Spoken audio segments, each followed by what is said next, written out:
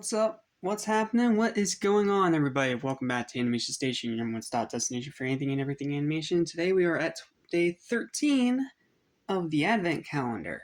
And today we have a treat. We got the 2.5-inch classic Mighty. So let's start with his sculpt. Camera actually wants somewhat focused. That's actually a rarity. But look at this sculpt. This looks great. He has the black eyes like he should. His muzzle's the right color.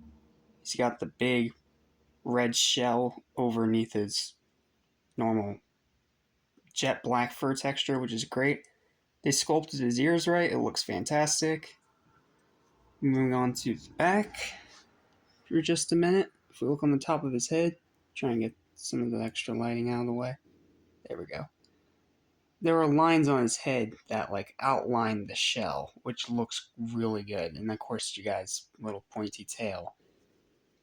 And then he's got a nice smirk right there. He's got a nice round chest the way he should. And of course, he has shoes pretty much exactly like Sonic's. They just don't have the yellow buckle. So, yeah, Mighty is a pretty interesting little figure. And his sculpt looks great. So let's go ahead and get towards articulation, where unfortunately this figure takes a few steps backwards. I'll explain when we do it. Alrighty, moving on to Mighty the Armadillo's articulation. I don't think you can move the head. Can you move the head? Hold on, let me try this off camera real quick. Ah, yes, you can. Okay. You can move the head that far this way, but yeah, you can only move it right. You can't really move it. That's all the movement you're getting left, if any at all. It's very minuscule, very even hard to notice. Keep holding on his head here. There we go, get the light there. So his arm can go up about this far, and then it can go back. Actually a decent bit, despite the shell going to be a bit of an inhibitor, but it's not too bad. It can swing outwards, but just not by much. Looks pretty good. And then we get to the legs, which are a bit cattywampus for some reason. They can't, he doesn't stand vertically straight. You have to really finagle him and get him to he's always leaning down like he's in a boxer pose or something. It's cool, but it's also kind of weird that he doesn't have a neutral stance like the others. Anywho, moving on, continuing with the articulation, his leg can go up about that high, and it can go back. Maybe. Come on. Stop swinging outwards. And it can go back about that far. And then, as you already saw, it does swivel out, so you can get it out to about there. But yeah, it's pretty cool. It's a pretty cool figure, but his legs being in a weird position definitely makes him a bit of a challenge to stand. But once you do get it, he does look really cool. I love the boxer pose. I just wish that his one leg, this one right here, wasn't so cattywampus. It's so weird. Okay, let's go ahead and move on to some comparison time. Okay, moving on to comparison time for Mighty. Unfortunately, I think this is the only Mighty figure that's ever been made, so unfortunately I don't have a second one to compare with, but let's do a good old Chaotix and pull out Knuckles. Just stand him up there. I feel like Mighty would be about the same height as Knuckles if he didn't have to be positioned in this weird angle. And then, of course, because you got Mighty, you can't forget his good old buddy Ray. Put him right there. And even hunched down like that, Mighty is still taller than Ray. Ray is tiny. He is short. I dare say probably even shorter than Amy.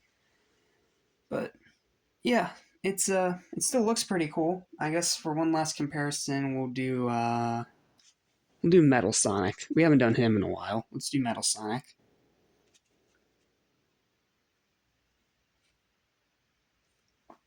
Yeah, Metal Sonic's definitely taller. But the scaling is still very good here. Unless you're scaling him with the 2.5-inch figures of the modern and movie variants, then it just looks wrong. But it still looks really cool with the actual classic figures. They all scale well together. And yeah, they look really good. Okay, yeah, that's all I gotta say. Let's move on to final verdict. Okay, so what is my final verdict on Mighty the Armadillo? And I think, his first ever action figure. It's very good. This is Jakks after all. They are great with these Sonic figures, but this one does have a few issues. For one, like I said, I don't like how the legs don't have a neutral pose like with Metal Sonic here, so he can stand without a problem. But at the same time, I also love the pose that he's in, so it's not that big of a detractor. But one thing that is a bit of a detractor, and this happened when I took him out of the box, if you go here to his nose, mine seems to be a bit loose because it keeps trying to fall off. Not to mention some of the paint is running on to his nose just a little bit.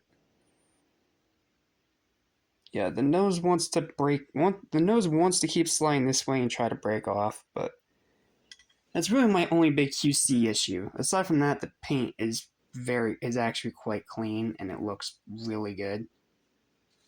And like I said, the positioning is a double-edged sword. Like he looks awesome in this like boxer leg pose, but it also makes him a nightmare to try to get to stand. But once you get it, it does look really cool. I'm not gonna lie to you. So my final verdict for Mighty, you know what? I think the sculpt more than makes up for some of his other problems. So I'm gonna give it an 8 out of 10 for my final verdict. It's still a great figure and a great first ever figure for this character, which was lost to time until Mania brought him back. But I do think he is better than Ray because he definitely is better in the QC department. But I don't think he's as good as Metal or Knuckles, and especially not Amy. Amy's still my favorite of the set so far. It's just such an adorable design. But yeah, that's gonna do it for the video. Thank you guys for watching. Please remember to drop a like, share, and subscribe if you haven't already, because I'm posting new videos all throughout December, and then January taking a nice big break so I don't suffer from burnout. But, yeah, that's going to do it for this video. Thank you guys for watching, and, oh wait, one last thing. I should say, this guy is not, it's not an exclusive. This guy is not exclusive to the Advent Calendar. If you want this guy on your own, you can get him by himself, along with Ray and the Badniks. The only exclusive stuff here in this Advent Calendar are the Christmas variants. The rest of these guys are re-releases. So, yeah, if you want this guy, you don't have to just fork out $50 for the Advent Calendar. But I still think it's a great thing that adds to the value.